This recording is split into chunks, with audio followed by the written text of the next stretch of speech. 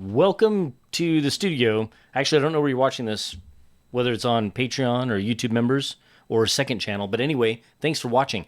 We're going to do a behind the scenes on when we took our little adventure with the Bambu Lab A1 Mini in our Ford on the way to Houston, Texas to Polymaker. So I'm just going to hit play and I'm going to give you a little behind the scenes and add some comments as we go.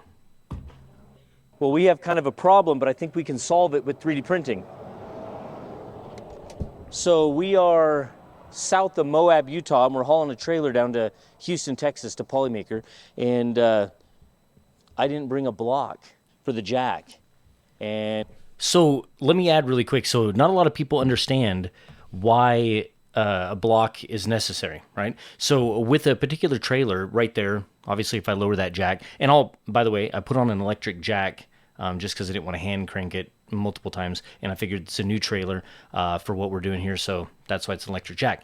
But a lot of people don't understand why we need a jack block and why that's important. And normally we use like an 8x8 piece of wood, chunk of wood, things like that here around the ranch for all the different trailers.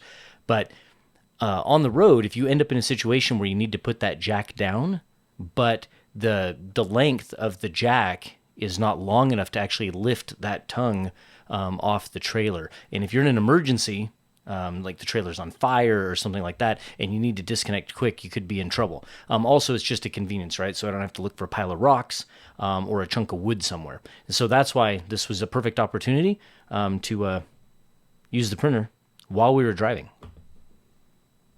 the wood that I didn't bring because I forgot to bring the block. I remember we have a 3D printer in the truck. So it's a Bambu Lab A1 Mini, and it has like a 7-inch build volume, and the foot's only like 5.5 or 6 inches. So I figured, why not plug it into the truck while we're driving? We're still a day and a half away, and we'll print a nice big heavy-duty block. And we didn't plan this. We actually just brought the A1 Mini with us, and we planned to print something while we were on the road anyway. And we got south of Moab and just decided this would be perfect. And the Mini doesn't take up much power. I just plug it right here into the back of the truck with a regular power outlet. But it actually required a little bit too much power. We couldn't run the printer or the laptop in the truck at the same time. We had to choose. Yeah, there we go. And let me get a spool of filament. And the trailer had a bunch of filament in it. And while I'm grabbing filament, see all the tubs and the boxes? Those are actually Christmas toys. We took about 58,000 Christmas toys with us down to Polymaker so we could process them into gifts. And that's what you're looking at there. But the trailer wasn't weighing too much. But we picked out a nice color filament, and we'll throw it on the printer here. So let's see if we can heat this up. Also, in the comments, give a huge thank you to Mrs. LM. She's filming all of this for me. So this is a cantilever design on this printer, right? So I'll turn around so you can see it here. So I do wonder, when we're driving, is it going to be bouncing? Is this arm going to be bouncing up and down? If it bouncing down the road with a truck and trailer for the next 1,000 miles or so? That's a real concern. That's a Ford F450, so it's a 1.5-ton truck, and it rides like a truck. I mean, it's got a brutal suspension. Now with the trailer, it feels a little bit better. It smooths it out because it's designed for, having or hauling like 36,500 pounds, and that's only a 10,000-pound trailer. Probably about 4,000 pounds right now. But I was worried that cantilever arm would just be bouncing up and down, and it would destroy it. And then right here, the power kept shaking out. So there's a million ways you could have solved that problem, but we had gaff tape with us, so that was the best way to do it. I guess we can get some gaff tape. Yeah. All right, we're just going to throw some gaff tape up on here, only because it kind of had some support stabilization issues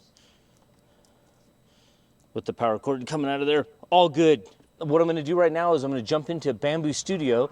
And this was a really good test. So we're going to be hauling printers, actually printing in that trailer. And I really wanted to know, if that cantilever design could successfully, turn a printout while we were on the road. And then here I am jumping into Bambu Studio. And this is on the laptop. I have it mounted inside the truck so that we can, use it when we're on the road. And I just threw a primitive on there. And we ended up going through some scaling to figure out what the right size was that we could print within the time that we had. because ultimately, you know, I can't shut the truck off while it's printing, and I don't want to. I mean, we have to go to a hotel, so I didn't want to have a 20-hour print. I figured something around 9 to 12 or maybe 14 hours would be good. 30% infill, that's quite a bit of infill, right? So once you get above 30, 40, 50%, it's a diminishing return on infill. So, but 30% is actually quite a lot. And in the comments, a lot of people are like, hey, you should have done this or you should have done this. Oh, yeah, absolutely. There's a million ways to reduce the amount of time and material for a print. And so I just went ahead and just scaled it down a little bit, reduced the infill, top and bottom layers. We can go to fatter layer. Oh, I know why. And originally I had the wrong printer selected. And I had it on the wrong printer. Bambu Lab A1, Bambu Lab A1 Mini, 0.4 nozzle, 0.24 draft layers. We're going to go, like I said, number of walls. We're going to go 5 walls. We're going to go 8, or we'll go 7. Yeah, I just kept reducing it until it would work. And we're going to go with 25% infill. Hit slice. 19 hours. Yeah, see, that's too long. That's a long time of printing. I think it was about 10 or 11 in the morning when we were filming this. And we could do 4 walls. I think we have to reduce the size.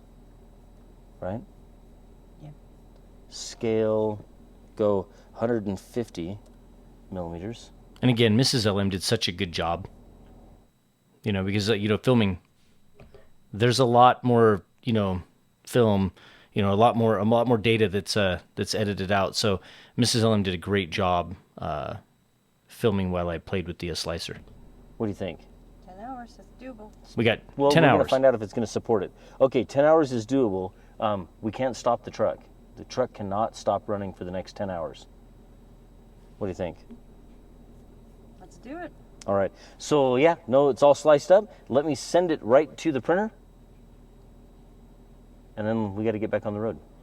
Now, a lot of people asked how I got it to the printer. So the truck has Wi-Fi. And so we just connected the printer to the Wi-Fi. And I didn't include that in here. Just me punching in a password. Just sick. Look at that. That is awesome. First layer going down in a Ford F450 here.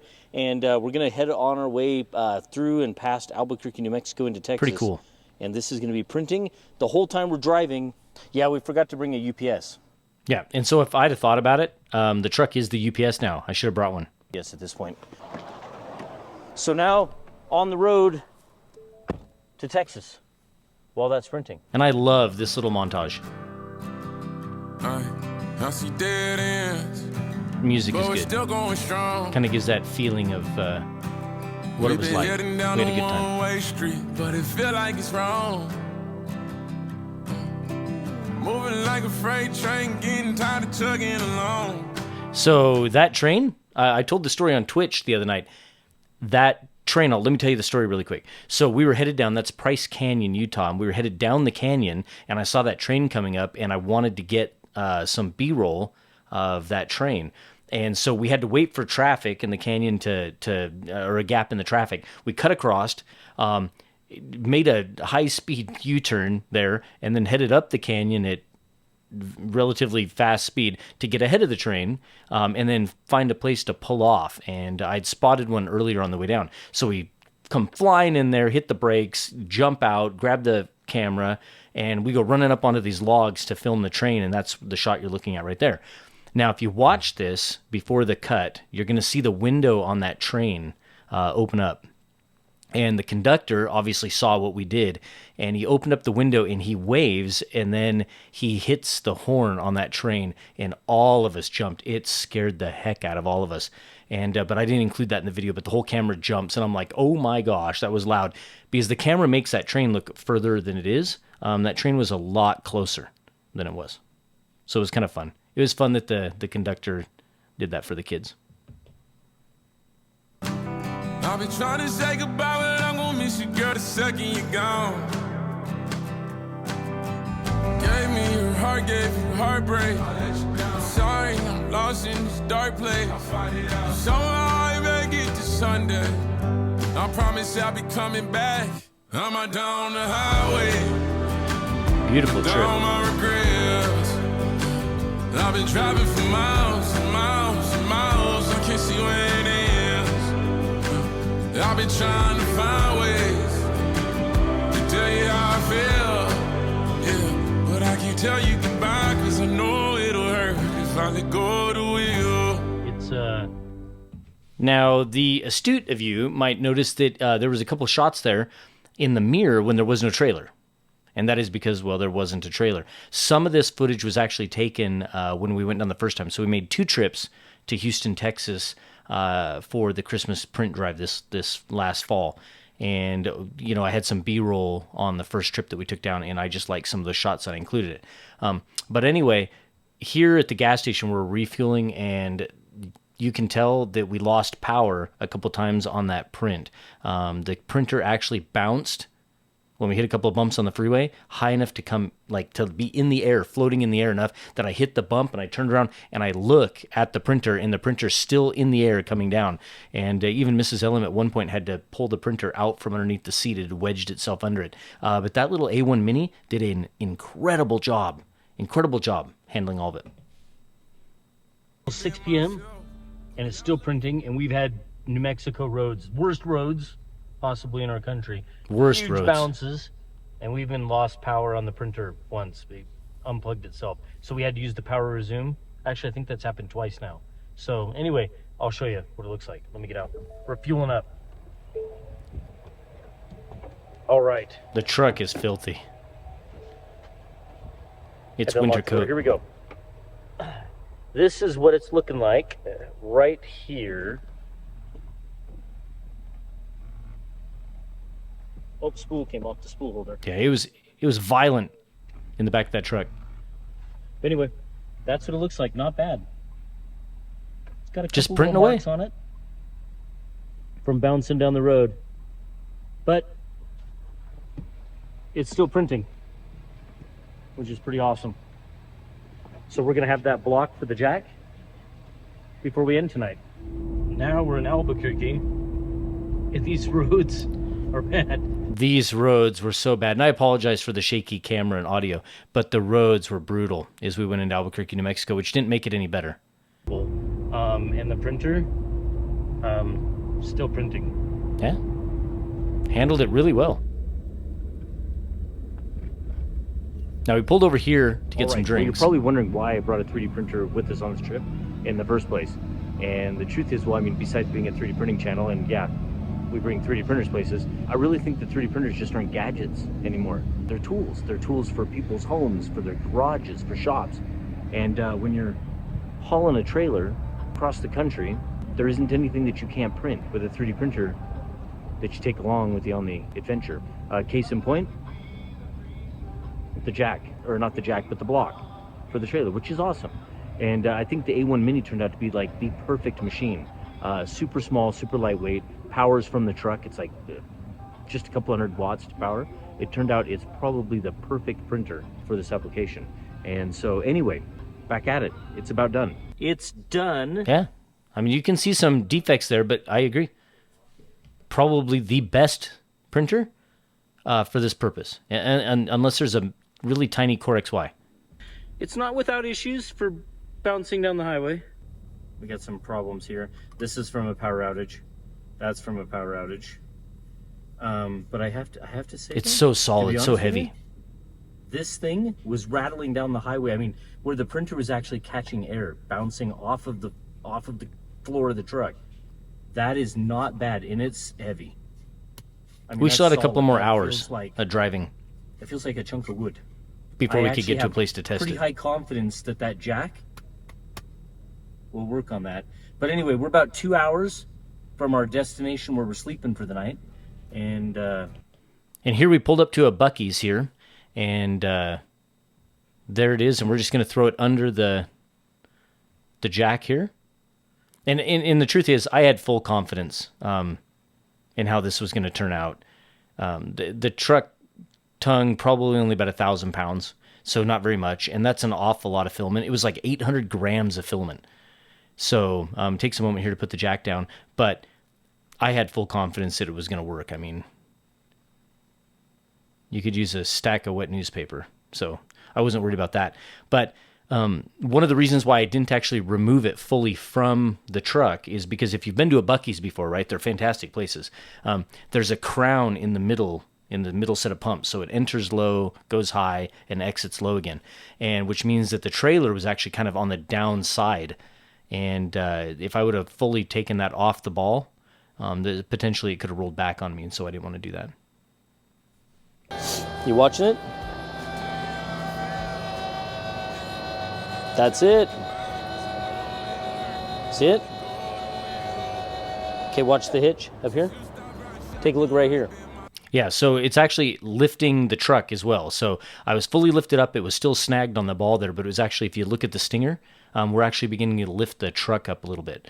So it's taken all that weight of the trailer and a little bit of the truck. So, no, completely successful. Not even a sound, perfect. On a trip, 3D printer in a truck. You can take filament, you have Fusion 360 or a slicer, and you can just do anything that you want and print whatever you need on the road. How cool is that? And that was done on a Bambu Lab A1 Mini. Just killer. So that's a practical print. Matter of fact, the next one we're gonna print, I didn't bring any trailer chocks. So now I gotta print a chalk to prevent the trailer from rolling, which is why I didn't lift it all the way up. I don't wanna lose the trailer. Yeah, I haven't done the chalk yet. I need to do that. But yeah, that So here we block go is back still down. out here on the ranch in use. The trailer's sitting on it right now in the snow.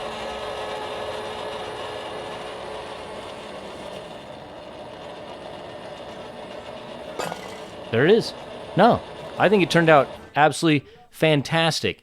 And I hope that this video, if you go watch it without my commentary on the main channel, I really hope that I'm able to convey to you exactly the point that these 3D printers are just tools now. They're not just for printing trinkets. They're not just for hobbies and crafts. That's wonderful that they can be used for that, but that we can have them in shops and we can have them in garages, we can have them in houses, and that we can have them in a trailer. You can take it with you on road trips or adventures, and they can literally do more than just trinkets. They're a useful tool.